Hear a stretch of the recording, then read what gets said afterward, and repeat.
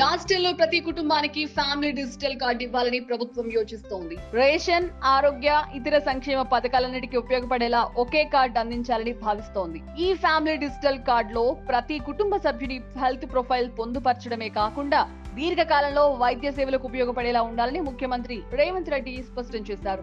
Digital health కార్డుల జారీ అంశంపై వైద్యారోగ్య పౌర సరఫరాల శాఖ మంత్రులు అధికారుల సమావేశంలో ముఖ్యమంత్రి సమీక్షించారు. కుటుంబంలో కొత్త సభ్యులు చేరినప్పుడు లేదా తొలగించాల్సి వచ్చినప్పుడు కార్డును ఎప్పటికప్పుడు అప్డేట్ చేసుకునేలా వ్యవస్థ ఉండాలని ఆదేశించడంతో పాటు పలు సూచనలు చేశారు. కుటుంబాల సమగ్ర వివరణ నమోదుతో పాటు ఇప్పటికే రాజస్థాన్, హర్యానా, కర్ణాటక రాష్ట్రాలు కార్డు ఇచ్చినందున వాటిపై అధ్యయనం చేసి నివేదిక రూపొందించాలని చెప్పారు. తెలంగాణ వ్యాప్తంగా ప్రతి శాసనసభ నియోజకవర్గం పరిధిలో ఒక పట్టణ, ఒక గ్రామీణ ప్రాంతాన్ని ఎంపిక చేసుకుని పైలట్ ప్రాజెక్ట్ కింద కార్యాచరణను ప్రారంభించాలని ఆదేశించారు. అర్హులందరికీ సంక్షేమ పథకాలు అందేలా ఫ్యామిలీ డిజిటల్ కార్డులు ఉండాలని, ఈ కార్డుతో లబ్ధిదారులు ఎక్కడైనా రేషన్, ఆరోగ్య సేవలు పొందేలా ఉండాలన్నారు. అలాగే ఫ్యామిలీ డిజిటల్ కార్డుల వ్యవస్థ మానిటరింగ్ కోసం జిల్లాల వారీగా వ్యవస్థలను ఏర్పాటు చేయాలి అని చెప్పారు.